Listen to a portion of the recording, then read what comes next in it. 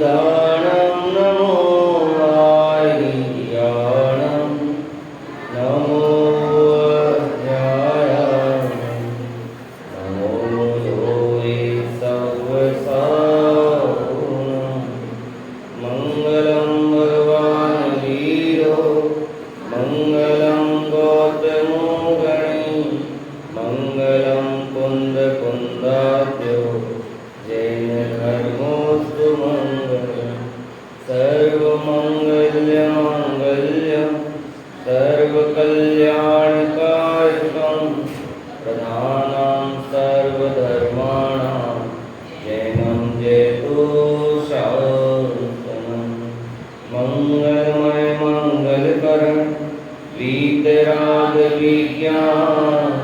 नमो ताहि जाते वै अरहन्ताधिमः करिमंगल करियो महा ग्रंथ करन पोका जाते मिले समाज सब पावे निज पदरा इस भव के सब दुखन के कारण मिथ्या भाव तिनकी सत्ता नाश करी प्रगटे मोक्ष रूपा।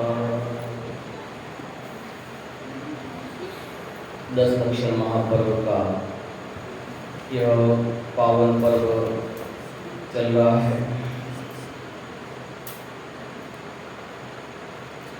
धर्म कितने प्रकार का है?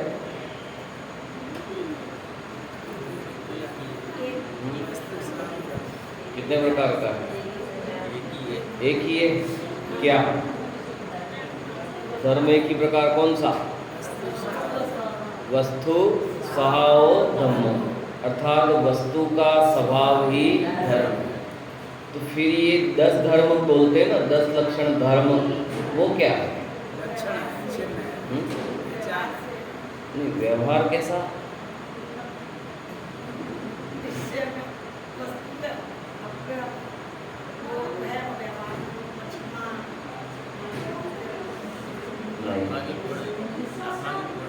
हाँ, व्यवहार नहीं कह सकते उसको, गुण है।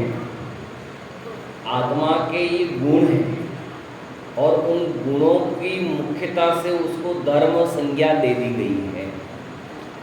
क्षमा, मार्दव, 10 धर्म के नाम याद है बेटा? नहीं याद? सबको याद होंगे करीब करीब। उत्तम, क्षमा, मार्दव, आर्जव, शोच, सत्य, संयम, तप, त्याग, आकिंचन और ब्रह्मचर्य। सबके साथ में उत्तम लगा हुआ है। सब धर्मों के साथ में क्या लगा हुआ है? उत्तम। उत्तम क्यों लगाया गया? उत्तम क्यों लगाया गया? माइक में नहीं बोलना। उत्तम क्यों लगाया? उत्कृष्ट है। काय का उत्कृष्ट है? किससे उत्कृष्ट है? उत्कृष्ट तो बहुत दुनिया में बहुत सारी चीजें हैं। उत्कृष्ट में दुनिया में बहुत सारी इंपॉर्टेंट भी हैं, पर यहाँ उत्तम लगाने का अर्थ क्या है? बताओ। अपनी क्लास चल रही है ना, प्रवचन नहीं चल रहा, जानना हाँ। जब तक आपको समझ में नहीं आएगा, मजा नहीं आएगा। उत्तम क्यों लगाया? सम्यक तो है, बोला सम्यक, अर्थात यहाँ पर उत्तम शब्द श्रेष्ठ, और वो श्रेष्ठ कब बना? जब रत्नत्रय रूप हुआ। तो श्रेष्ठ कब बना? कि जब वो रत्नत्रय रूप हुआ ना, तब उसका नाम उत्तम। यानी उत्तम यानी महान भी हो सकता है, उत्तम यानी श्रेष्ठ भी हो सकता है, पर वो श्रेष्ठ कब हुआ?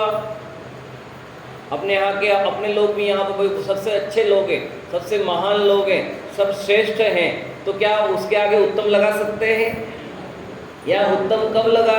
कि जब वो रत्नत्रय के साथ में जुड़ा हुआ हो, अर्थात वो मुनिराज के आगे उत्तम क्षमा अर्थात जो सम्यक दर्शन, सम्यक ज्ञान और सम्यक चारित्र की प्रधानता से युक्त दिगंबर मुनिराज उत्तम समाधि 10 धर्मों की आराधना पूर्वक, आराधना तो आत्मा की करते हैं और आत्मा की आराधना में यह 10 गुण प्रकट होते हैं। ये प्रकट रूप पर्याय हैं, इसलिए प्रकट रूप पर्याय को यहाँ पर उत्तम अर्थात पर्याय रूप से वहाँ पर उत्पत्ति हुई अर्थात दर्शन ज्ञान चारित्र की प्रधानता से उसको क्या कहा गया? उत्तम कहा। किसकी प्रधानता से? रत्नत्रय की प्रधानता से, क्योंकि मुनिराज ने क्या प्रकट किया है? और दिगंबर मुनिराज है ना, तो दिगंबर मुनिराज ने क्या प्रकट किया? रत्नत्रय प्रकट किया। और वो रत्नत्रय कैसे कि सम्यक रत्नत्रय अर्थात सम्यक लिखा है। देखो केवल दर्शन ज्ञान चारित्र नहीं लिखा है ना, क्या लिखा? दर्शन ज्ञान चारित्र के आगे सम्यक लिखा। क्या लिखा? सम्यक। और यदि केवल दर्शन ज्ञान चारित्र वो लिखा होता तो दर्शन तो कोई भी करता, ज्ञान कोई भी करता और कोई भी चारित्र करता तो वो मोक्ष के मार्ग को क्या मान लेता कि वो मोक्ष मार्ग मान लेता, तो वो हर किसी को मोक्ष मार्ग कहने में आ जाता है। पर यहाँ सम्यक दर्शन, सम्यक ज्ञान और सम्यक चारित्र के साथ में जो तन्मय बना हो उसका नाम उत्तम लिखा गया है। मुनिराज को सर्वदेश है और हमें एक देश प्रकट करने की योग्यता से ये 10 लक्षण धर्म अपने हैं। आज कौन सा धर्म है अपना? आज कौन सा धर्म बेटा? उत्तम क्षमा। आप आए ना, उत्तम क्षमा किसे कहते हैं? क्षमा किसे कहते हैं? कोई मालूम बता सकते हो बच्चे? क्षमा का मीनिंग्स क्या है?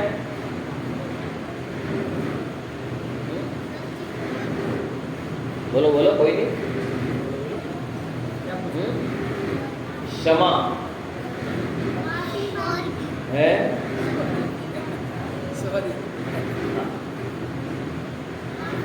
देखो, क्षमा जब भी बोलते हैं तो अपन का शाब्दिक अर्थ क्या निकालते कमल भैया? है क्षमा का जब भी भाई साहब सुन लीजिए, नाम क्या है? नाम वही राजू भैया। बोलो, क्षमा का जब भी अर्थ निकालते तो क्या निकालते अपन? क्षमा कर दो, उत्तम क्षमा धर्म है। क्या मतलब है?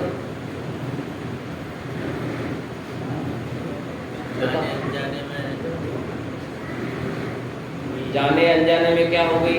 गलती हो गई। गलती का क्या कर लेना? बस इधर धर्म यहाँ तक ही सीमित है क्या? हमने धर्म को कितना शब्दों में सीमित कर रखा है। क्या कर रखा कि जाने अनजाने में कोई गलती हो गई और उस गलती को क्या बोले? आई एम सॉरी, मैं सॉरी फीलिंग करता हूँ, तो क्या धर्म हो गया? उसका नाम धर्म है बाबूजी? उसका नाम धर्म नहीं है। तो तमाचा मारे और फिर सॉरी बोले, तमाचा मारे और सॉरी बोले, तो उसका नाम क्या? क्षमा है। बोलो, क्षमा का विकारी भाव कौन सा है?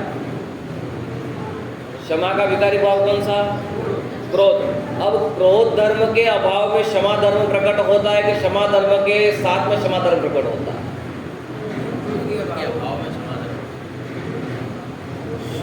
सोचो।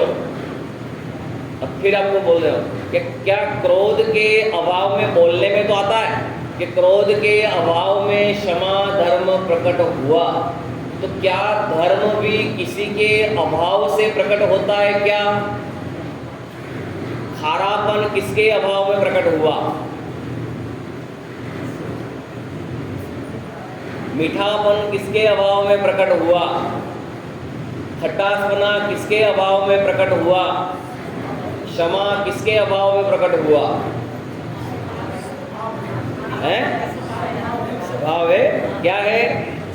आप यदि अभाव के साथ में लगाओगे, वो अभाव के साथ में लगाने का ये आदत पड़ी हुई है क्योंकि अनादि काल से हमने काम भोग बंधन की कथा सुनी, अनादि काल से हमने अपने क्षमा स्वभाव को जाना नहीं, तो बाहर में क्रोध किया, बाहर में गुस्सा किया, बाहर में अन्य प्रकार के विकारी पर्याय की, तो वो विकारी पर्याय ही हमें क्या लगती है कि ये हैं। और अब उसको भगाएंगे तो क्या हो जाएगा, क्षमा प्रकट हो जाएगा।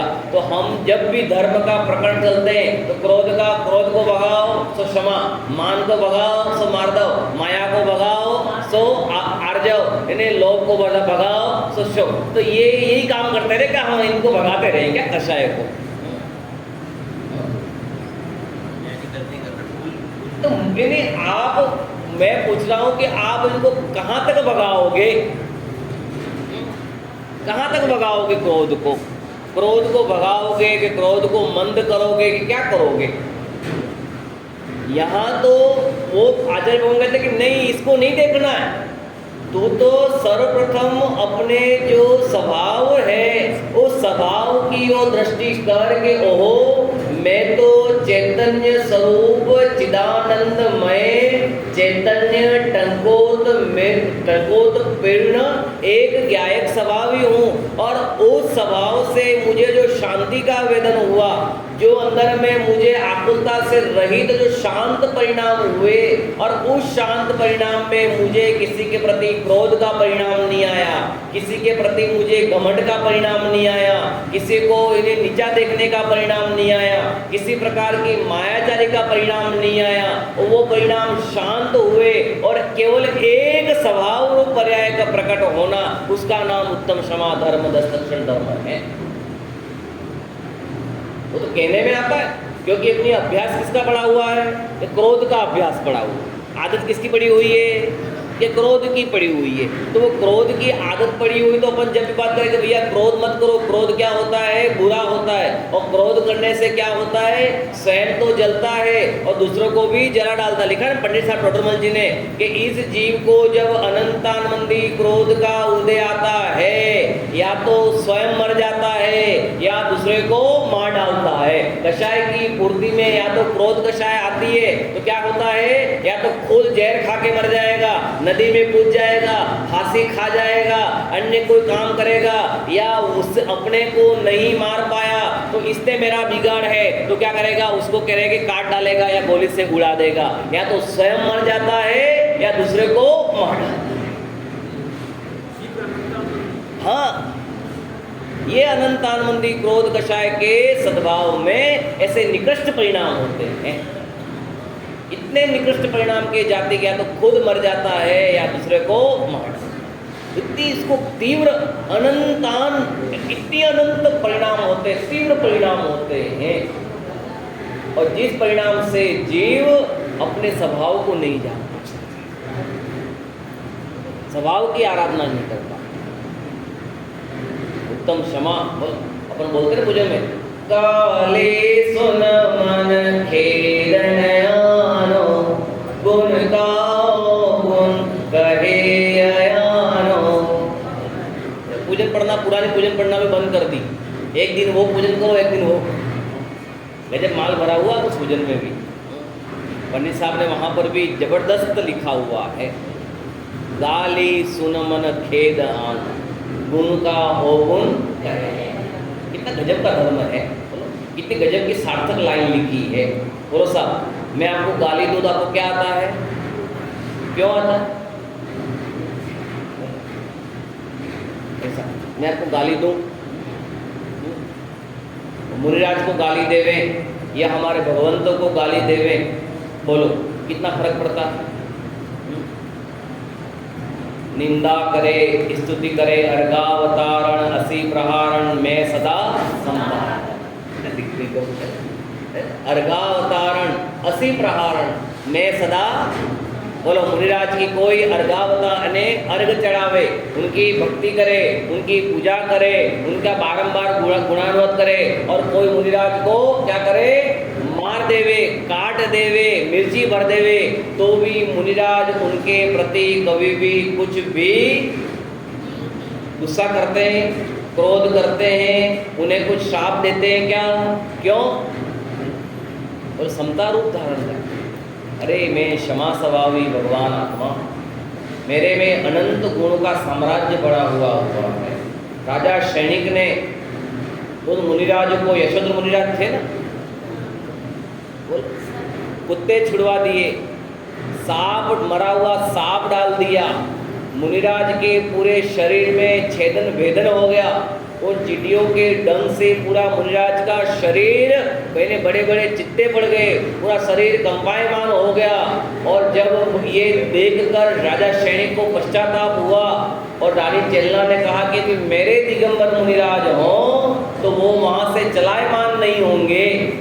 और ऐसी सुथिर मुद्रा जब देखी और देखकर एकदम आश्चर्यचकित हो गया कि ओहो, ये रानी चेलना तो गजब सही कह रही थी, उसका कितना अटूट श्रद्धान है। अरे ये दिगंबर मुनिराज, और मैंने कितना निकृष्ट पाप कर दिया, मैंने क्रोध कषाय के आवेग में उन मुनिराज पर कितना इन्हें उत्सर्ग किया। और तुरंत मुनिराज के जब वह आँख खुली और दोनों के सामने क्या बोले कि धर्मस्तु वृत्ति। तो राजा सैनिक को पश्चाताप, अरे ये मुझे भी धर्म स्पर्ध कह रहे हैं और रानी चेलना को जो उसकी अनुयायी है उसको भी धर्म। तब मुनिराज को किसी प्रकार से कोई पक्षपात नहीं है, वो सहज निश्चल वृत्ति वाले हैं। और राजा सैनिक को परिणाम आया कि अरे ऐसे तो मैं आत्मग्लानि करके मैं आत्महत्या कर दूं। अच्छा, क्या परिणाम आया राजा सैनिक को? मैं आत्महत्या कर लूं। तो राजा सैनिक मुनिराज ने तुरंत कहा, हे राजन, ये कैसे परिणाम करते हो? आत्मघाती महापापी, आत्मघात करना तो महापाप का बंध है। अरे इन मुनिराज ने मेरे अंदर की बात कैसे जान ली? ये तो वास्तव में सच्चे वितरागी और अवधि ज्ञान के धारी हैं। तुरंत उसका जो क्रोध था, उसकी जो अंदर में परिणाम थे वो क्या हो गए? पर मुनिराज को कभी क्रोध आया क्या? और वही परिणाम मेरे साथ किया होता तो, मुझे गाली दी होती तो। सिद्ध चक्र महामंडल विधान है ना, उसमें लिखा सिद्ध परमेष्टि निकम्मे है। क्या लिखा? निकम्मे है, निकम्मा। मैं आपसे बोलूं साहब निकम्मे हो आप। पंडित साहब कहाँ से आए हो? आप चुपचाप कल सुबह चले जाना, यहाँ से ट्रेन पकड़ लेना। आपको बोलना नहीं आता है क्या? आपकी भाषा सही नहीं है क्या? बोलो साहब, किसे कहते हैं निकम्मा? निकम्मा अट्टगुणा गाथा है मूल में है? कि निकम्मा अर्थात बाहर में जो किसी काम के नहीं है। बोलो, एक जगह और आया उसी विधान में और लिखा संतलाल जी ने, कमीना। क्या अर्थ था? बोलो भाई साहब, राजू जी भाई साहब, कमीना बोले आपसे क्या कहोगे आप? गाली सुन मन खेदनो, गुण गाओ गुण कहे अयानो। यदि उसने तत्व का पिपासु होवे और सामने वाले ने कहा कमीना, निकम्मा, पापी, निकृष्ट, हर शब्द के दो अर्थ निकलते हैं। और वहाँ लिखो कमीना अर्थात मेरे में कोई कमी नहीं है, मैं तो सर्वोत्कृष्ट अपने आप में परिपूर्ण हूँ, ऐसा मैं कमीना। तो क्या हो गया? कह दिया तो कह दिया। वो शब्द रूप, वो शब्द पुद्गल की भाषा वर्गणा को मैंने कान में, तो शब्द पुद्गल के हैं और एक कान करने का विषय, तो पुद्गल का पुद्गल में अन्योन्या भाव पड़ा हुआ है। बोलो, मेरी आत्मा में गाली कहाँ प्रवेश की? गाली और आत्मा में कौन सा भाव है? अत्यंता भाव है गाली और आत्मा में, क्योंकि गाली शब्द रूप वर्गणा है, पुद्गल के भाषा रूप वर्गणा है, और मैं जीव तत्व हूँ। और एक जीव तत्व का दूसरे द्रव्य में कौन सा भाव है? अत्यंता भाव की वज्र की दीवार पड़ी है, तो मुझे गाली कौन दे सकता है? सुखी होना है ना भैया। सुखी कब होना है? तो साहब सुखी कब होना है? जब मुनि बनेंगे तब सुखी होंगे, कि अनुव्रती बनेंगे तब सुखी होंगे, कि भगवान बनेंगे कि तब सुखी होंगे, कि मुझे तो अभी सुखी होना है। और अभी सुखी होना हो तो जीवन को प्रैक्टिकल करना बहुत जरूरी है। जीवन को प्रैक्टिकल नहीं करोगे ना, मजा नहीं आएगा। प्रति समय हर चीज को अपने जीवन में उतारो और उसका प्रैक्टिकल करके उसको स्वयं में इसमें लगाओ कि अरे मेरे ये जो परिणाम बन रहे हैं, इन परिणामों का फल क्या होगा? और इन परिणामों के फल से जो मेरे कर्म का बंधन होगा और इस कर्म के बंधन से यदि वो उदय रूप आएगा तो मैं क्या उदय के समय सावधानी रख सकता हूं क्या? कितनी सावधानी करनी पड़ेगी साहब? समझ में आ रहा बात मेरी? पीछे भाभी आ रहा? समझ में नहीं आ रहा? समझना, ये क्षमा धर्म है, अपने स्वभाव की आराधना करने का धर्म है।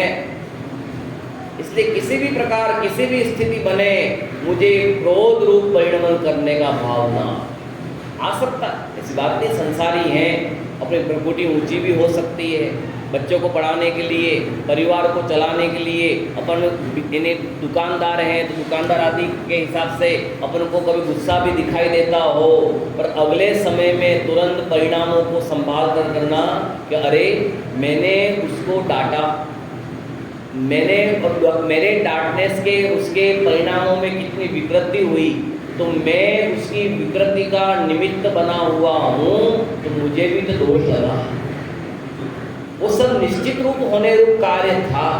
कोई बिजनेस में घाटा हो गया तो वो भी निश्चित था कि नहीं था? तो समता कैसे लाओगे? सास ने डांट दिया, बहू ने कुछ सास को कह दिया, अब क्या करना? आज कौन सा धर्म है? तो क्या करना? सास ने डांटा या बहू ने कुछ कह दिया, अब दोनों को क्या करना? लड़ाई करना कि नहीं करना? लड़ना नहीं, नहीं लड़ना है सीखना। क्या करना? लड़ना नहीं, नहीं लड़ना है सीखना। क्रोध करना नहीं, क्रोध नहीं करना है सीखना। सीखना क्या है? क्रोध नहीं करना सीखना है। क्रोध नहीं करना, क्रोध नहीं करना है सीखना। क्या करना? क्रोध, अरे आया ना, क्रोध किसी के माध्यम से प्रकार से क्रोधादि परिणाम हुए, पर अब ये विचार करें क्या मैं इन क्रोधादि परिणामों का करता हूं क्या? बोलो, मैं क्रोधादि परिणामों का करता हूं क्या? क्रोधादि भाव किसके हैं साहब? किसके क्रोधादि भाव किसके? आत्मा के हैं क्रोधादि भाव क्या? किसके हैं फिर? अध्यक्ष महोदय, मुझे क्रोध आया। किसको क्रोध आया? अब घटित करो यहाँ पर भैया, मुझे क्रोध आया। किसको क्रोध आया? मैं कौन हूं? क्रोध कौन है? घटित करो। मुझे क्रोध आया। किसको क्रोध आया है? अम्मा, क्रोध आता है कि नहीं आता आपको? आता है, आता है, आएगा, कोई प्रॉब्लम नहीं, आ भी सकता है, पर आते हुए परिणामों को उस समय विचार करो। क्रोध कौन से गुण की पर्याय है और मैं कौन हूं? क्रोध कौन से द्रव्य की पर्याय है? मैं कौन सा द्रव्य हूं? क्रोध, मोह, राग, द्वेषादि आश्रव भाव है ना। और आश्रव भाव क्या है? गंदे हैं, मेले हैं, अशुचि हैं, अर्थात वो छोड़ने लायक हैं। और भगवान आत्मा शुचि है, निर्मल है, सुख और सुख का कारण है, इसलिए वो ग्रहण करने योग्य है। और ये आश्रव भाव तो किसकी सत्ता है? कि पुद्गल द्रव्य की सत्ता है, मेरी सत्ता नहीं है। तो मैं क्रोध रूप से कैसे प्रवर्तन कर सकता हूं? अपन कहते हैं कि कुमार ने घड़ा बनाया। थोड़ा मैं आपको तत्वों के साथ में ले जाता हूँ, क्योंकि अपन को लगता है ना कि मैं क्रोध करता हूँ, मैं मान करता हूँ, मैं माया करता हूँ, मैं मायाचारी कर सकता हूँ, मैं खाना बना सकता हूँ, मैं खाना खा सकता हूँ। तो बोलो, कुमार ने घड़ा बनाया। घड़ा किसने बनाया? आप बोल दो ना।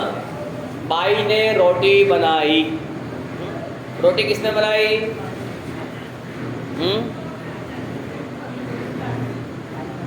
समझ में आ रहा है इस चीज को?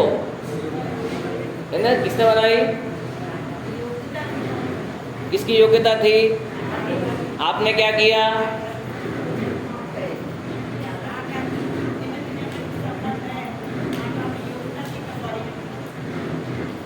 निमित्त नैमित्तिक संबंध कहाँ लगता है?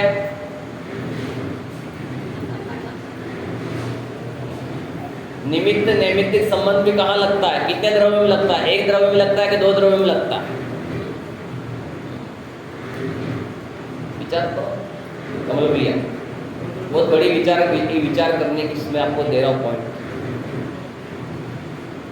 यदि बाई रोटी बनाती, कहने में तो आता है, कहना अलग चीज है, व्यवहार बोलने में आता है, पर वस्तु स्वभाव अपने जो कल वाली बात वापस आ रहा हूँ, तदभाव रूप वाली है ना, वो पकड़ के वापस चलते हैं। तो बाई ने रोटी बनाई या कुमार ने घड़ा बनाया। कुमार कौन सा द्रव्य? जीव द्रव्य। कुमार का जो अंदर का है वो जीव द्रव्य। मिट्टी कौन सा द्रव्य? उद्गल द्रव्य। अब इसको लो, मिट्टी घड़े में क्या व्याप्त है? कुमार कहाँ दिख रहा है? उस मिट्टी घड़े में यदि कुमार ने घड़ा बनाया होता, बाई ने रोटी बनाई होती, तो बाई को रोटी के साथ में क्या हो जाना चाहिए था? क्या होना चाहिए था? तो अब भाई साहब, कमल जी भाई साहब, मैं दिन की 4 रोटी खाता हूँ और 4 सुबह की और 4 शाम की, तो 8 रोटी। तो आपकी पत्नी या आप मान लो, तो आपने दिन में 8 रोटी, तो पहली रोटी में पहली बाई चली गई, दूसरी रोटी में दूसरी बाई चली गई। अब भी इतनी बाइयाँ कहाँ से लाओगे? विचार करना इस चीज के, वस्तु स्वभाव समझना। तो ऐसे दिन की 8 रोटी, महीने की कितनी रोटी? 8 दरिया है कितनी है? बोलो गिनो। 8 का 3 में गुणा करो तो कितना हो गया? 24। अर्थात 240 हुई ना, तो 240 बाइयाँ एक महीने में चाहिए। अब 240 को 12 से गुणा करो। अब उसकी उम्र 50 साल हो गए, अब आपने कितनी बाइयों को खा लिया? वस्तु स्वभाव क्या कहता है? उस रूप परिणमन होना, यह परिणमति स करता, कि जो परिणमन करे, अर्थात जो स्वयं कर्ता रूप से परिणमन होवे, अर्थात रोटी रूप से परिणमन होना चाहिए था भाई साहब। क्या होना चाहिए था? कि मैं दुकान चलाता हूँ, बोलो साहब, है ना, आप शक्कर की, गुड़ की, तेल की दुकान चलाते हो। कौन चलाता है? मैं दुकान चलाता हूँ। कौन दुकान चलाता है? साहब, कहने में आएगा, हाँ मैं दुकान चला रहा हूँ, मैं हिसाब कर रहा हूँ, मैं कहने पूरा काम कर रहा हूँ, सब बाहर की व्यवस्था के अनुकूल कहने में सब आएगा।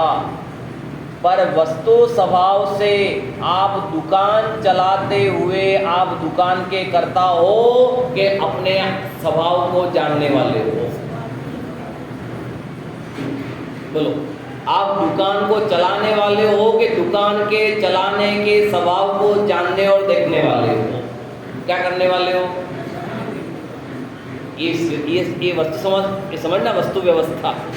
वस्तु व्यवस्था को नहीं समझोगे तो प्रति समय जो अपन को आकुलता होती है, इन्हें एक समय में आकुलता धराशायी हो जाएगी कि मैं किसी का कुछ भी करता नहीं, मैं हूँ अपने में स्वयं पूर्ण, पर की मुझ में कुछ गंध।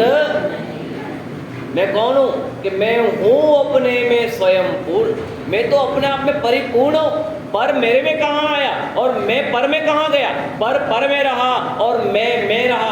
पहले एक वो आती थी, पहले टीवी पर तू मैं एक सीरियल आता था, देखा होगा, पहले जी टीवी पे आता था, तू और मैं। क्या था सीरियल में? कि सास कहती है कि तू है और बहू कहती है मैं हूँ। तो यहाँ क्या कि परद्रव्य है और मैं ये मुझसे भिन्न है और मैं इससे। ये भेद विज्ञान जब तक नहीं होगा तब तक आपको जैन दर्शन की जो महिमा है, अपन को जो उत्तम 10 धर्म की महिमा है, वो समझना मुश्किल है। अपने कल बात चली थी ना, निकालो पेज, अपन उसके आगे लेते हैं। जबरदस्त ये ग्रंथ है और जबरदस्त का वस्तु स्वभाव है। ये यूनिवर्सल फैक्ट नहीं समझोगे वैसा कमल भैया, यूनिवर्सल फैक्ट समझना बहुत जरूरी है। अपन को क्या लगता है, अपन जब भी देखते हैं तो अपनी सोच के माध्यम से देखते हैं कि हाँ मैं प्रवचन सुन रहा हूँ ना, हाँ मैं खाना खा रहा हूँ ना, पर वास्तव में यूनिवर्सल ट्रूथ क्या कहता है, शाश्वत सत्य क्या कहता है, जो हमेशा से, अर्थात छह द्रव्य का काम क्या है, विश्व किसे कहते हैं, भी है। छह द्रव्यों के समूह को क्या कहते हैं, विश्व कहते हैं। और कल अपन ने एक अर्थ बताया था समूह, समूह किसे कहा था, इस विश्व में छह द्रव्य समूह के रूप में रहते हैं। समूह का अर्थ क्या बताया था, क्या उदाहरण दिया था, बोलो क्या उदाहरण दिया था, भूलोगे काम नहीं चलेगा। क्या उदाहरण दिया, शिकंजी का क्या उदाहरण दिया था,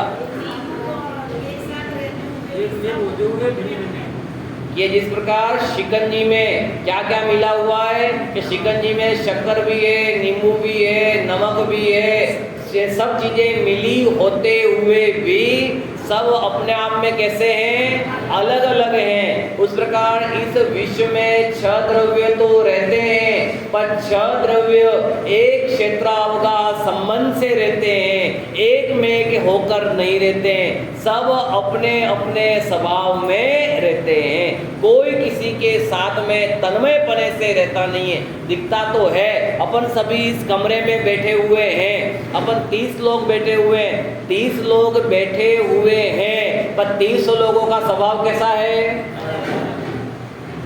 दिखता क्या है कि हम सब एक साथ में बैठे हुए हैं, पर सब साथ में होते हुए भी सब क्या है कि नहीं, सबका स्वभाव अलग है कि नहीं, सबका कार्य अलग है कि नहीं, सबकी भाषा अलग है कि नहीं, सबका रंग, सबका रूप, सबका चेहरा, सबकी अपनी अपनी प्रतिक्रियाएं कैसी हैं, सब अलग अलग हैं। जब जीव द्रव्य के बाहर के आकार का सब अलग है, तो ये धर्म द्रव्य, जीव द्रव्य, उद्गल, अधर्म, आकाश, काल, इन छह द्रव्यों का स्वरूप कैसा है। नाम सुने छह द्रव्यों के भाभी, आपसे पूछ रहा हूँ, नहीं सुने, सुने कौन कौन से,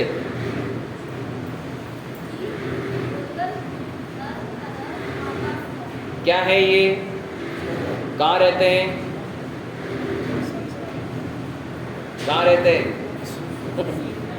कहाँ रहते हैं, हैं कहाँ रहते हैं, बोलो बोलो बोलो बोलो, कोई घबराना मत, बोले बिना तो अंदर का माल निकलेगा नहीं। और समझ में आया, हमको मालूम पड़ना चाहिए कि क्या समझ में आ रहा आपको। पीछे वाले हैं, बोलो, आगे वाले, ये छह द्रव्य कहाँ रहते हैं,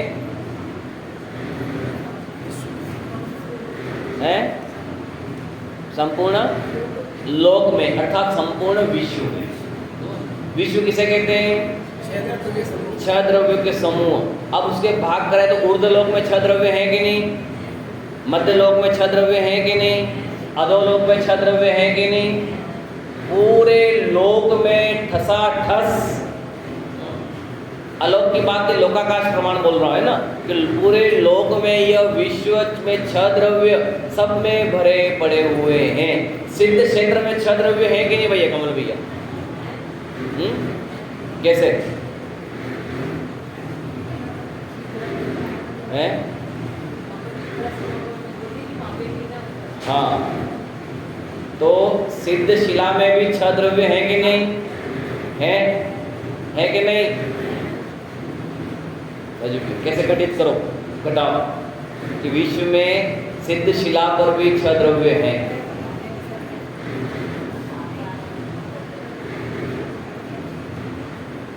कमल भैया बोलो,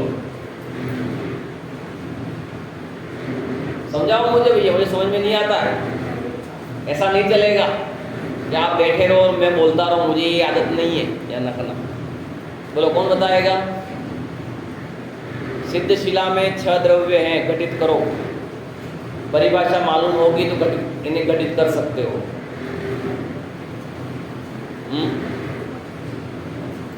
पर्दाफाश हो गया।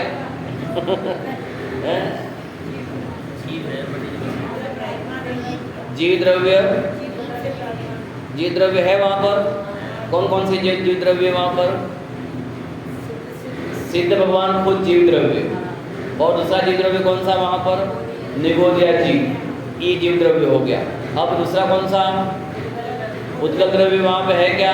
किसे कहते हैं उद्गल द्रव्य? किसे कहते हैं? नहीं, उद्गल द्रव्य किसे कहते हैं? परिभाषा उद्गल द्रव्य की है?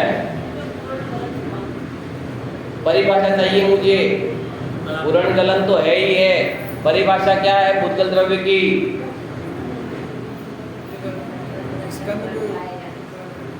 परिभाषा चाहिए मुझे, पारिभाषिक उत्तर चाहिए।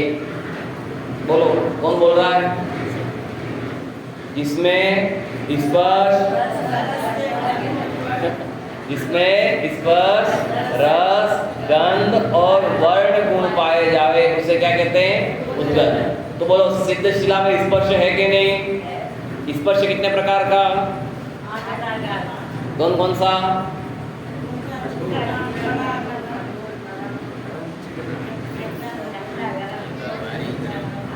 हल्का, भारी, रूखा, चिकना, कड़ा, नरम, ठंडा। पुरुष वर्ग नहीं पढ़ते हो भैया? स्वाध्याय नहीं करते हो आप? देखो, बिना स्वाध्याय का मजा नहीं आता। अपन को मूल तत्व को नहीं समझोगे ना कि भैया अपने यहाँ पाक, ये बोलो सिद्ध शिला में मेरे पास 6 द्रव्य हैं, मैं 6 द्रव्यों के साथ में रहते हुए भी 6 द्रव्यों से कैसा हूं मैं? भिन्न। जीव हो गया, पुद्गल हो गया, क्योंकि वहां सिद्ध शिला में स्पर्श भी है, रस भी है, गंध भी है और वर्ण है। दूसरा, तीसरा द्रव्य कौन सा?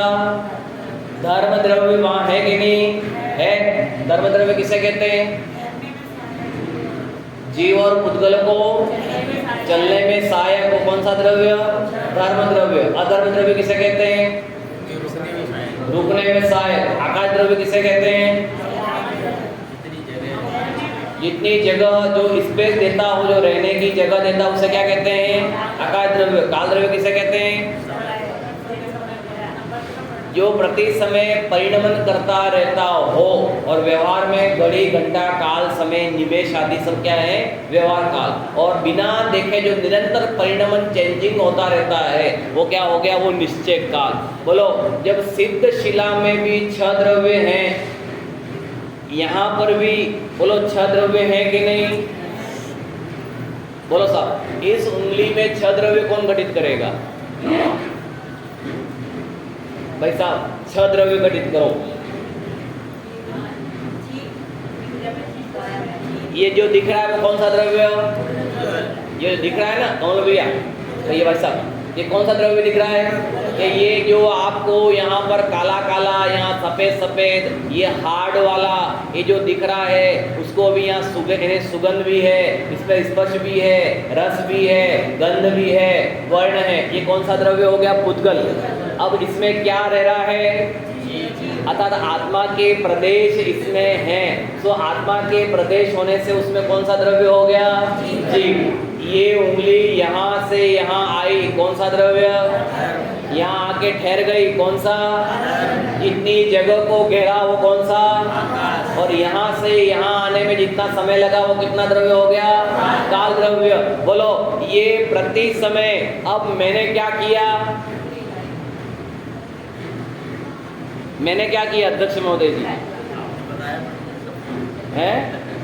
मैंने क्या किया? मैं इन 6 द्रव्यों के परिणमन को मात्र जाना, और क्योंकि मेरा स्वभाव क्या है? बोलो भाई साहब, क्या स्वभाव है? जानना। और आप कुछ कर सकते हो क्या? आप क्या कर सकते हो? आपको और उदाहरण देता हूं। कमल भैया अपनी मम्मी को घर से मंदिर लेकर आए, बोलो उन्होंने कौन से द्रव्य को नहीं माना?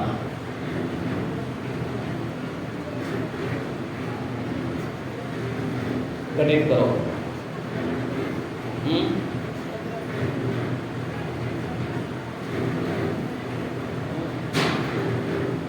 राजू भैया, आप अपनी मम्मी को घर से मंदिर तक लेकर आए। यदि आप ऐसा मानो कि मैं अपनी मम्मी को मंदिर लेकर आया, बोलो आपने क्या किया?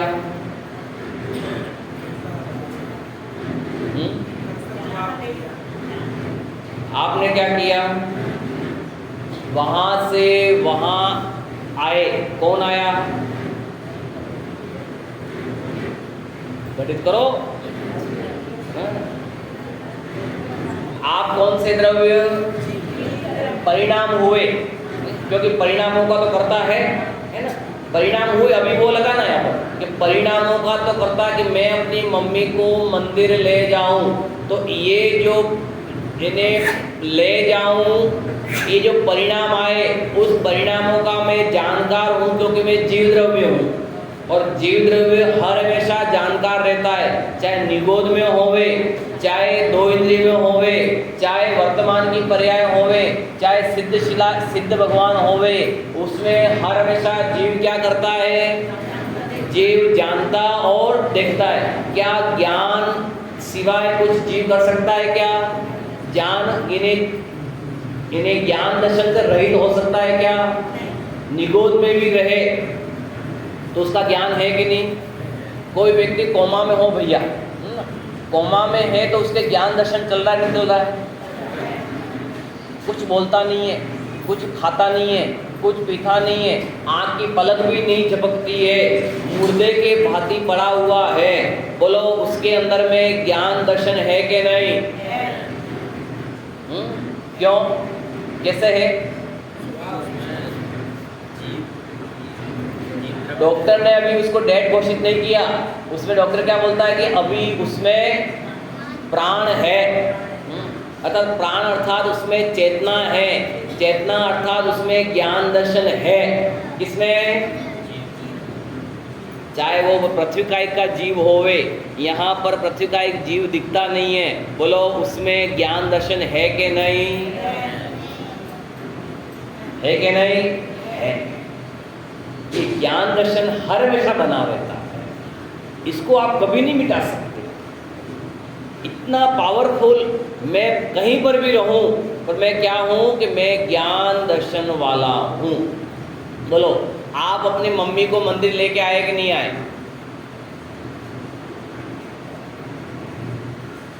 राजू भैया बोलो, लाए कि नहीं लाए?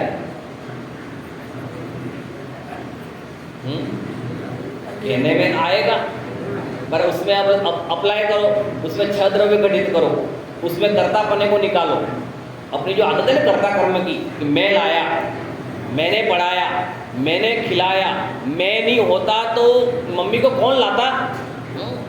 जो ये अपन घमंड करते हैं ना कि मैं होता, मैं हूँ तो लाया हूँ, मैं नहीं होता तो कौन लाता?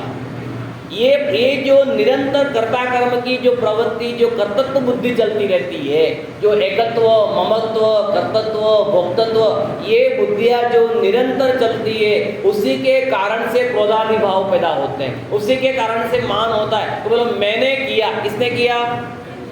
क्या किया? जब होता है तो क्या कहता है? मैंने किया।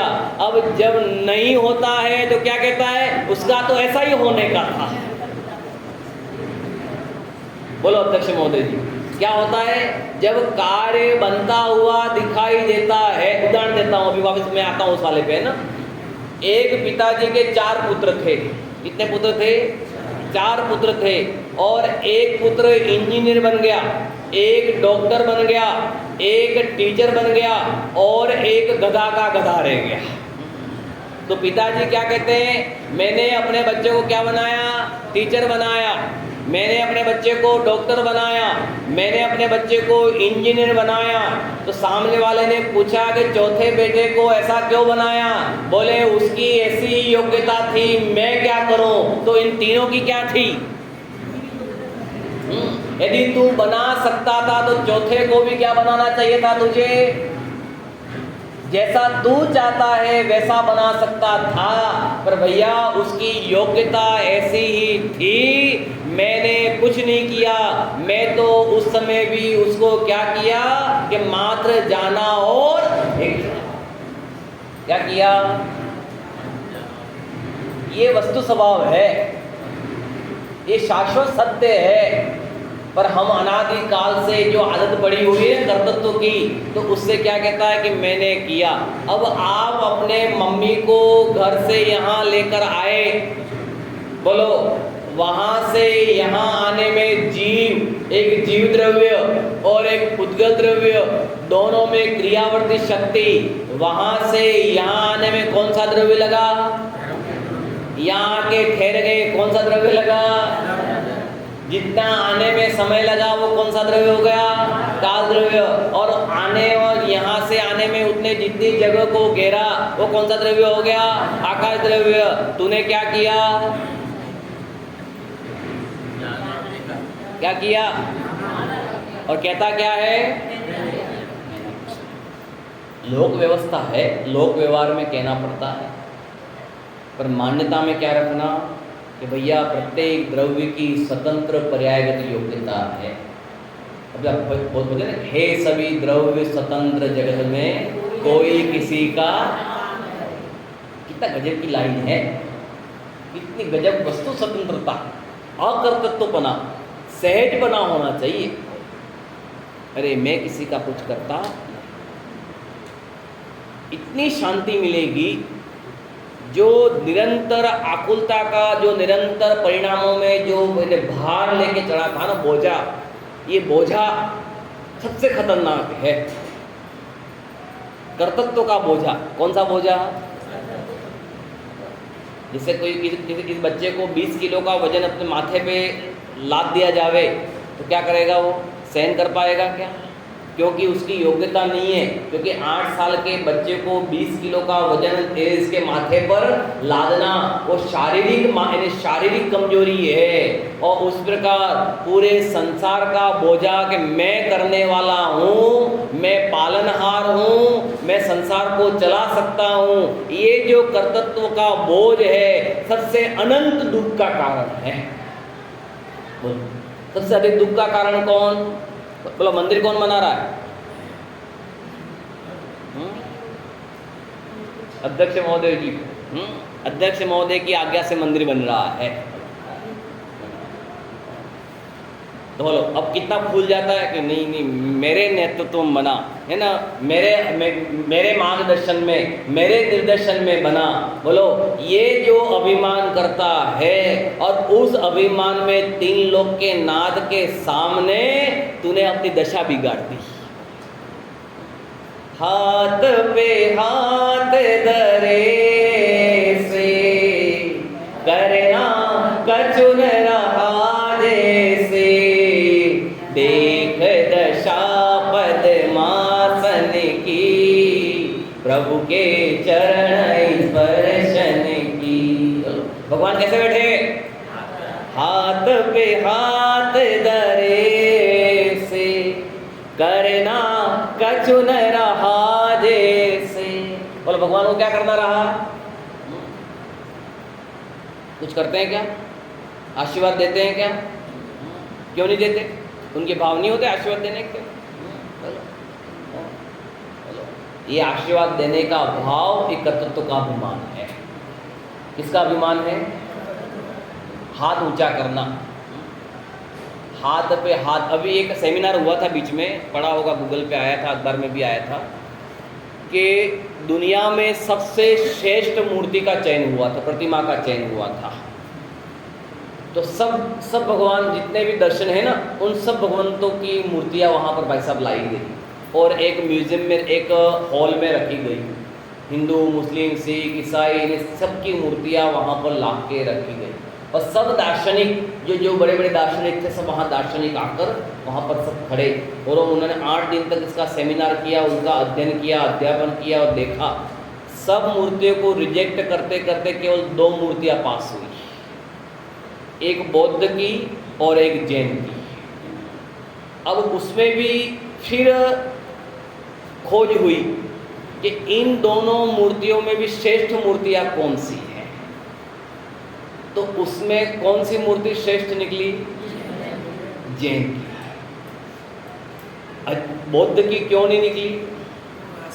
हाँ उस बौद्ध की मूर्ति में क्या था? थी तो वितरागता, पर उस बौद्ध की मूर्ति में क्या था? हाथ ऐसा ऊंचा था, अर्थात हाथ ऊंचा रखना, अर्थात कुछ करने का भाव रखना। और हमारे भगवान का हाथ कैसे है? हाँ, करना कछु न रहा, कर्तव्य तो मिट गया, सहजता प्रकट हो गई। किसका क्या करना, मैं किसी का कर क्या सकता हूं, ये विचार तो करो। मैंने क्या किया किसका, ये समझ में आता है कि नहीं आता? पहली बात ये समझना, ये धर्म कठिन तो नहीं लग रहा है क्या? समझ में आ रहा है कि नहीं आ रहा? कोई कहानी सुनाओ। मेरे पास तो कहानियां के भंडार भी बड़ा हुआ, चिंता मत करना। हाँ, तो मैं सोच रहा हूँ कहानियां प्रथमान युग के सुनकर वो तो उन्होंने अपना कल्याण कर लिया, मुझे अपना कल्याण कैसे करना है? अब मैं 24 तीर्थंकरों की कहानी सुनाने से क्या फायदा होगा? वो तो कर गए कल्याण। इस शांतिनाथ भगवान की मैं कहानी सुनाऊं, काशीनाथ भगवान की कहानी सुनाऊं, ठीक है, वो किसी एग्जाम्पल के हिसाब से समझाने के लिए कि भैया संसार में रहते हुए उन्होंने सब कुछ भोगते हुए, भोगों से अंतिम निराशा करके उन्होंने भी अपने आत्मा की स्वभाव, तो आना तो कहाँ पड़ेगा? अंतिम आत्मा में ही आना पड़ेगा, आना कहाँ पड़ेगा? उन्होंने भी वो ही छोड़ा और वो तो सुखी हो गए। अब मैं उनकी सुख के गीत गाता रहूँगा तो मुझे क्या मिलेगा? बोलो भाई साहब, मुझे क्या मिलेगा? मैं लखपति के गीत गाता रहूं तो मैं कब लखपति बन जाऊंगा? कब बनोगे? मुझे लखपति होने के लिए लखपति ने जो कार्य किया, लखपति जिस मार्ग पर चला, उस मार्ग पर मैं चल के उनका अनुसरण करूं। सुबह वाली गाथा है ना, कि मोक्षार्थी है ना, धनार्थी है ना, मैं उस लखपति के मार्ग का अनुसरण करूं तो मैं लखपति बन सकता हूं। इसलिए हमारा भगवान कहते हैं मेरे सामने देखने से कुछ नहीं होगा, मैंने तो आंखें बंद कर रखी है, मेरे पास देखने से कुछ नहीं मिलेगा। तू अपने आप को देख तो तुझे अपने आप भगवान मिल जाएगा। हमारे भगवान अपन को नहीं देखते, बोलो बोलो, कहते हैं कि अरे एक भगवान दूसरे भगवान के सामने हाथ जोड़े, ये मुझे बर्दाश्त नहीं है, इसलिए मैंने क्या कर रखी है? आंखें बंद कर रखी है। भगवान को बर्दाश्त नहीं है कि एक भगवान दूसरे भगवान को हाथ जोड़े, ये भी भगवान और मैं भी भगवान। श्री भगवान दर्शन कर लो, प्रभु है महान, ये भी महान मैं भी महान, दर्शन कर लो, प्रभु है महान। अरे भगवान कहते कि तू भी भगवान है। ये कब तक पामर वृत्ति रखेगा? कब तक भक्त वृत्ति रखेगा? कब तक दास वृत्ति रख के हाथ जोड़ता रहेगा? हाथ जोड़ने का नहीं, हाथ पे हाथ धरने का मार्ग है। मार्ग कौन सा है? हाथ पे हाथ रखने का मार्ग है। कब तक तू लालायित बने से देखता रहेगा? कब तक मुझे देखता रहेगा? प्रभु अपने अंदर देखने का काम करो। देखना यहाँ है, स्वभाव की ओर देखना। ये वस्तु स्वभाव है, ये यानी गजब की ज्ञायक स्वभाव की दृष्टि, जाननहार जो आत्मा का स्वभाव है, मैं प्रति समय जानता और देखता हूँ। जब इसकी दृष्टि करेगा तब अपना काम होगा। यशोधर मुनिराज ने राजा सैनिक के प्रति नहीं देखा, राजा रानी चेलना को नहीं देखा, उन्होंने किसको देखा? हैं? उसको खुद, अरे नहीं मैं भगवान हूँ, बोलो एक सियालनी जुगल बच्चा जुद। बोलो कौन से मुनिराज को? सुकुमार, है ना? क्या किया था सुकुमार मुनिराज ने? पूर्व की उसी पर्याय में अपनी भाभी भोजाई को क्रोध कषाय के आवेग में भाभी को लात मारी। अब कहानी भी ले लेता हूँ ताकि समझ में आ जाए थोड़ा थोड़ा, है ना, कि लात मारने का परिणाम क्या, क्रोध का परिणाम क्या, है ना। ये सुकुमार का जीव था ना, बहुत ज्ञानी जीव था, और भाभी उस समय वह भाभी आदि में काफ़ी प्रेम था, पर किसी कारणवश अंदर में दोनों के विवाद हो गया और इन सुकुमार राजकुमार को एकदम क्रोध आ गया और क्रोधाग्नि में अपनी भाभी को लात मार दी। और राजपुरुष था तो भाभी कुछ उस समय बोल नहीं पाई कि अरे राजकुमार का जीव है, तो उस समय तो नियति थी तो उसने बोल नहीं पाई, पर अंदर में परिणामों में निदान मान लिया, इसको तो मैं छोड़ूंगी नहीं। क्या मान लिया? उसको तो मैं छोड़ूंगी नहीं। और उसी निदान के बांधने से उसका उस समय आयु कर्म का बंद हो गया, और उसी समय आयु कर्म का बंद हुआ और तो उसने सियालनी की पर्याय में बंद बांध लिया और मरण हुआ, और मरण होने के पश्चात क्या हो गई? वो सियालनी बन गई। और उसी समय सुकुमार स्वामी को अंदर राजकुमार को वैराग्य कि अरे मैं कैसा निकृष्ट पापी, अपनी माँ तुल्य भाभी के प्रति मैंने लात मारी, अरे मैं कैसा निकृष्ट हूँ, मैं कैसे क्रोध कषाय मुझ में आती है, धिक्कार है ऐसे क्रोध पर। और तुरंत और क्रोध कषाय से निवारण करने के लिए अरे ऐसे क्रोध के धिक्कार है, और उन्होंने जिनेश्वरी दीक्षा मुनिव्रत धारण कर लिया।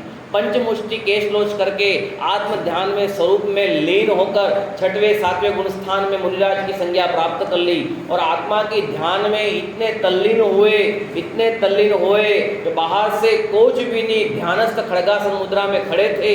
और उसी समय वो सियालिनी उसी जंगल में उसने जन्म लिया और उसी वो बड़ी हुई, और वहाँ उसके 2 बच्चे पैदा हो गए, और वो घूमते घूमते घूमते उसी जंगल में आई, और वो देखते ही एकदम अरे उसको जाति स्मरण हो गया। क्या हो गया? जाति स्मरण। और जाति स्मरण होते अरे ये तो वही सुकुमार का जीव है जिसने मुझे अपने पैर से लात मारी थी, और मैं उसमें क्या भाव कि मैं उसको छोड़ूंगी नहीं। और उसी समय उस जाति स्मरण के ज्ञान में उसकी क्रोध कषाय प्रज्वलित हो जाती है, और वो क्रोध नहीं, वो क्रोध का मुरब्बा बन गया, वेर बन गया। अनंतानुबंधी कब बनती है? क्रोध आ जाना ठीक है, पर क्रोध को निरंतर 6 महीने तक रखना, वो उसका अनंतानुबंधीमय कन्वर्ट हो जाता है, वो वैर रूप हो जाता है। हाँ, 6 महीने तक कोई भी कषाय पाल के मत रखना, किससे नहीं बोलना, किससे कहने मान आ जाना, मायाचार्य आ जाना, क्रोध आ जाना, तो उससे भैया सबसे क्षमा, है ना, मैं आपसे क्षमा मांगता हूँ। चाहे वो क्षमा अपन को करे नहीं करें, अपन मन से, वचन से, काय से मैं उस जीव के प्रति मैं न उसको बिगाड़ करूँगा, न इसका मैं कभी बुरा करूँगा। सव्य जीवा खमंतु में सव्य जीवाणम, क्या सभी जीवों को मैं क्षमा करता हूँ। अब सामायिक करते, प्रतिक्रमण नहीं करते हो आप, है ना, प्रतिक्रमण करना चाहिए रोज का, कि भैया सुबह से मैं उठा और शाम तक मेरे द्वारा यदि किसी जीव को मारा गया, भेदा गया, छेदा गया, थूका गया, खांसने में, बोलने में, चलने में, उठने में, पंखा चलाने में किसी कारण प्रमादवश एकेंद्रिय, 2 इंद्रिय, 3 इंद्रिय, 4 इंद्रिय, पंचेंद्रिय, संगी असंगी, जल के विषय, थल के विषय, आकाश के, गुफा के, नगर नगरी के, जहाँ जहाँ के जीवों के द्वारा मेरे द्वारा उन पे क्रोध किया गया, मान किया गया, मायाचार्य की लोभ किया गया, मुझे सताया गया, तो मैं सर्व जीवों को क्षमा करता हूँ, सभी जीव मुझे क्षमा करें। ऐसा मैं भाव प्रतिक्रमण, भाव प्रत्याख्यान, आलोचना करता हूँ। ऐसे बारंबार दिन में 3 टाइम करनी चाहिए। कैसे अपने परिणामों को संभालोगे? कब आयु का बंद हो गया तो और उसी समय मैं पंखे चलाने के समय में और उस समय जो वायु का एक जीव के मारने के समय और उस समय वो ठंडी ठंडी हवा के समय मेरे आयु का बंधन हो गया तो मैं कहाँ चला जाऊंगा? मैं भी उस वायु का एक जीव में पैदा हो जाऊंगा, क्योंकि वो भी तो तड़प रहे हैं और उनके प्रति अपनों को अपने शरीर की पुष्टि के लिए उनके प्रति का क्षमा भाव नहीं आना, क्या हो जाएगा? जैसी मति वैसी गति। वो सावधान होने का धर्म है। प्रति समय 5 इंद्रियों छठे मन पर कंट्रोल करके चलना। इस पे कंट्रोल करके नहीं चलोगे ना तो जीवन बेकार हो जाएगा। कब किस समय आयु का बंद हो जाए मालूम है क्या? ख्याल में है क्या? बोलो राजीव भी, कब आयु का बंद हो जाएगा मालूम है? तो सर प्रति समय क्या होना? सावधान। 5 इंद्रियों छठे मन पर कंट्रोल करके रखना, अंकुश लगा के चलना, सिकुड़ने की कोशिश करना, ज़्यादा उस पर लालायितपना मत करना। अभी 10 लक्षण के पर्व चल रहे हैं, अपन को भी एकासन उपवास आदि करने चाहिए। अभी अपन को हरिभक्षण में बचना, जितना चाहिए उतना बचना चाहिए। बिना काम के प्रमाद से बचना चाहिए, बिना काम की कषाय से बचना चाहिए। अपन को अपने भैया के एक समय में चूल्हा नहीं जलाऊंगा, क्योंकि चूल्हा जलाने में अनंत कायिक के अग्निकाय के जीव की हत्या होती है, जल में जल का एक जीव की हत्या होती है, वनस्पति का एक जीव की हत्या होती है। तो मैं 10 दिन आराधना के माध्यम से उन जीवों के प्रति भी क्षमा करूँ, उन जीवों के प्रति क्रोध न करके अपनी आत्मा की आराधना करूँ, उसका नाम उत्तम क्षमा है। ये निरंतर ये प्रवृत्ति अपने अंदर में चलनी चाहिए, ये परिणाम निरंतर अपने अंदर में चलने चाहिए। बोलो, उसी कषाय में उस शालिनी ने उन मुनिराज के 3 दिन तक पैर भक्षण किया, एक दिन नहीं। बोलो, पूरे इन्हें पैर पूरा खा गई, खून निकल रहे हैं, तो भी मुनिराज तो तुम रे जिय कौन दुख है मृत्यु महोत्सव। गजब का समाधि मरण है ये। तो तुमरे जी कौन दुख है? बोलो कहाँ अपने दुख हैं? बोलो उस सुकुमार स्वामी के दुख के आगे मेरा दुख कितना है? हमें तो मच्छर काट खाए तुरंत ऑल आउट क्या लगाता है? ऑल आउट का अर्थ क्या है? सबको अकेला तो ही राज करेगा क्या? बोलो साहब काय को लगाते? सबसे अच्छा मच्छरदानी लगाना, ऑल आउट नहीं लगाना, कोइन नहीं लगाना। कोइन लगाने में कैंसर भी होता है, अनंत जीव मरते भी हैं। आँखों की अपन को जलन होती है, अपन कमरे बंद कर कोइन लगा के बैठना, ऑल आउट लगा के बैठना, 10 मिनट बाद आंखें जलना चालू हो जाएगी। जब हमें संगी पंचेंद्रिय की आंखें जलना चालू हो जाती है तो उस वातावरण में वो मच्छर आदि सूक्ष्म जीव हैं, उनकी हालत क्या होगी? कितने क्रूर परिणाम हैं। इसलिए अपन जैनी को यदि अपन किराने का धंधा करते हों या ये कॉस्मेटिक आदि का धंधा करते हों तो ये ऑल आउट नहीं बेचना, हार्पिक नहीं बेचना, ये कोइन आदि जो वो मच्छर मारने वो आता है ना कागज वेफर 1-1 रुपये वाला है ना। हम स्टार्ट में बहुत पहले इन्हें लोग आते थे, अपन बेचते नहीं, पर लोग क्या करें मच्छर मारने का वो देना, बोलते क्या लोग मच्छर मारने का वो देना, कॉइन देना, या वो कह रहे कि वो 1 मिनट में फूड वाला वो आता था ना कागज है ना जलाने वाला है ना, वो देना। मैंने कहा भैया वो बोलता ही है मच्छर मारने का, और मच्छर मारने के बोलने में अपन को संकल्प हिंसा का यानी संकल्प हिंसा का पाप और शावक को संकल्प हिंसा का त्याग होता है।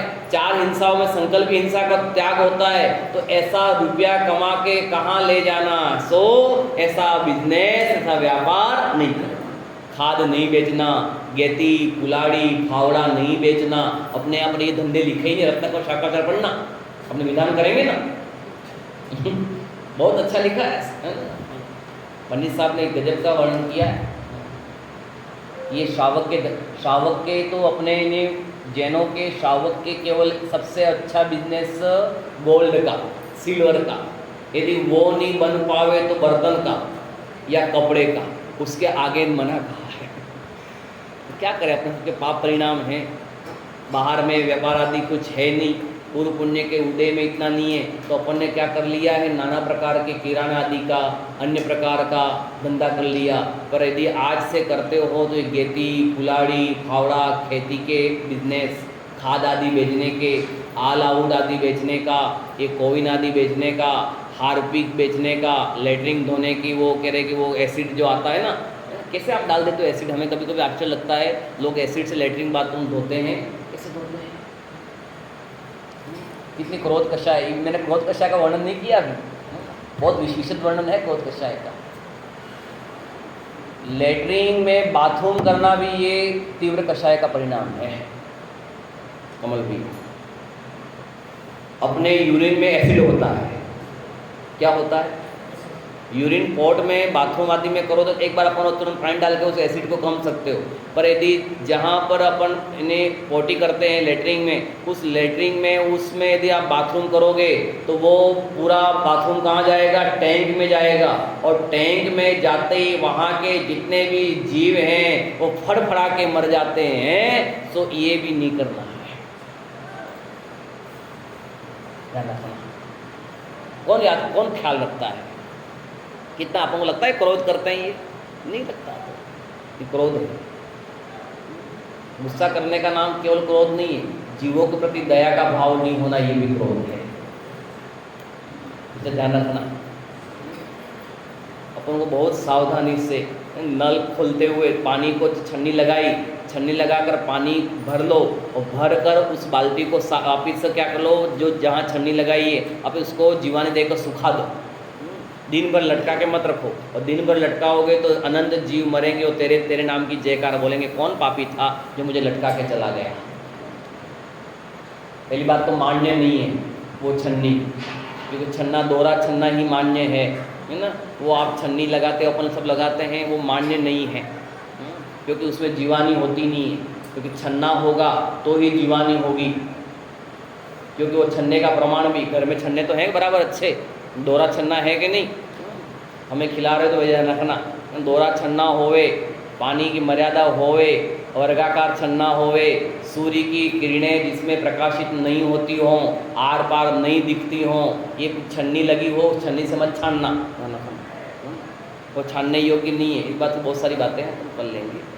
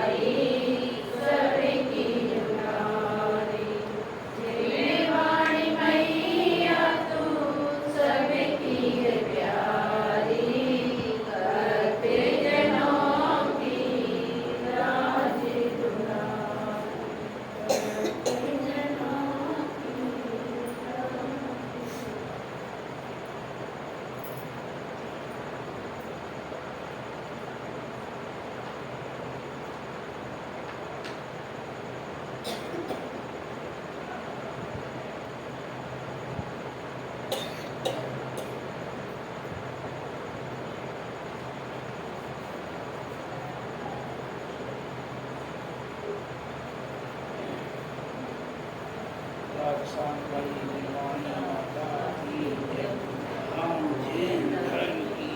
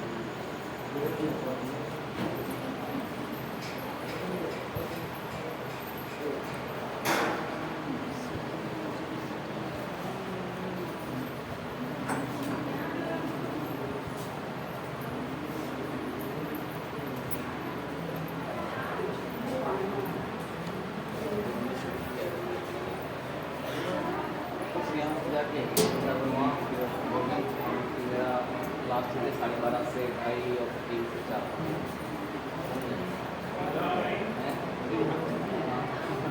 आज ही कल हम चलो 12:30 से 2:30 को भी फिर आधा घंटा गेम देख के 3 से 4 तक अभी चल रहा है। ड्राइविंग में बढ़िया है। ये मिथा दृष्टि की एकत्वा विचार लिखती है।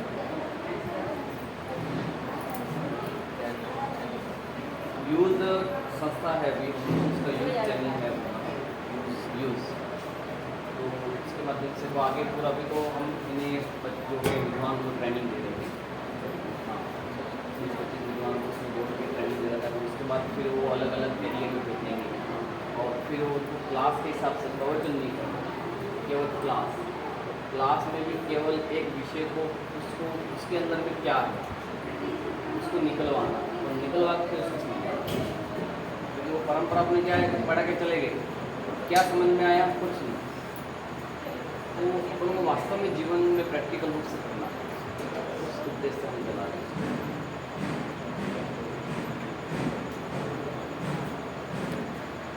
तो 6 महीने की ट्रेनिंग ही चल